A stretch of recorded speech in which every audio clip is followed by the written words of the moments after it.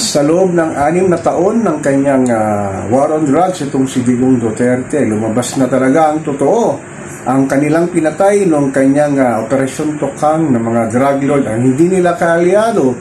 Ngunit sinabi sa mababang kapulungan ni Colonel Asierto na itong si Michael Yang at Alang Lim ay talagang drug lord na kaalyado ni Digong. Grabe, ano? Pero yung mga hindi kaalyado nga ay kanilang pinagpapatay noong panahon ng kanyang sinasabing crime against humanity na sinabi ng Commission of Human Rights na 8,000 sibilyan ang namatay sa kanyang Operation Tokang sa pamumuno noon ni Chief PNP at ngayon na Senador Bato de la Rosa at kasama pa si Bongo. Grabe talaga, pagkaalyado talagang protektado sa kanyang mga ginagawa, lalo na itong dalawang sinasabing drug lord hanggang ngayon ay talagang buhay pa.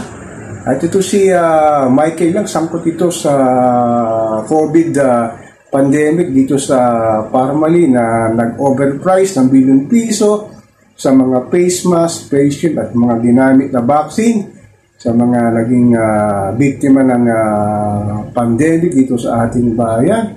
Alam na natin ngayon ang tunay na ugali ni Digong Duterte na talagang bahid ng korupsyon, lalo na yung sa mga sinasabing kanyang kaalyado.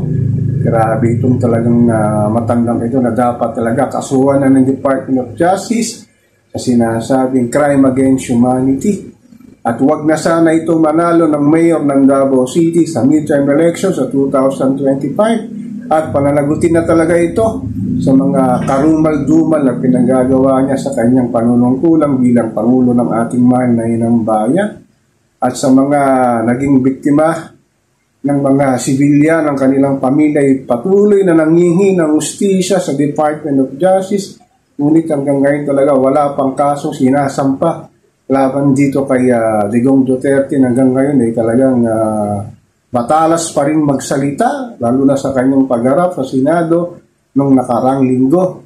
Kaya talaga nananawagan din ang ilang concerned citizen, mga netizen, na sana pumasok na International Criminal Court para dakpin nga at issue ng warrant of arrest itong si Digong Duterte para pananagutin nga sa kanyang crime against humanity na talagang walang sinanto ng panahon ng kanyang panunungkulan dahil nga yung mga pulis ay merong tinatawag na reward system, lalo na dun sa mga drug user, drug pusher at ilang drug lord na namayagpag sa kanyang panahon na kanyang itinumbat pinatay. Pero itong mga drug lord na kanyang kaalyado talagang still alive at kicking pa, talagang nagpapakalat pa rin ng droga dito sa ating bansa.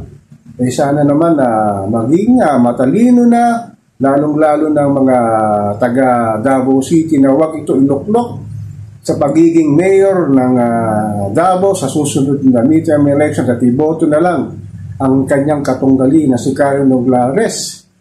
So ako po si Papa Ken, patuloy po akong magmimiro na magmamatag dito sa pang-araw-araw na kaganapan dito sa ating buhay, dito sa ating mahal na inang bayan.